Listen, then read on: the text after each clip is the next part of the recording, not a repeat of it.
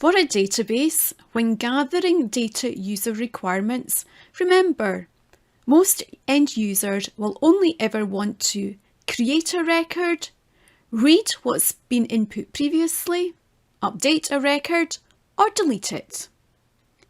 Let's think about a contacts list saved in a mobile phone. A user may wish to create a new contact. They may wish to browse their list of contacts, in other words, read or view the contact's details. They may wish to change a contact's phone number, in which case they'll be looking to update or change the contact's details. Or maybe they would like to remove the contact from their list, so they're looking to delete the contact. Typically, these are the main functions that users are looking to do with data.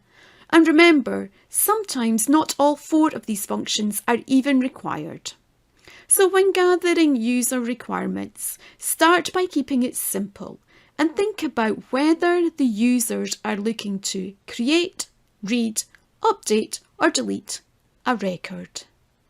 If you like this video, please give it a thumbs up. And if you would like to hear more from me, please click the subscribe button. Thanks for watching.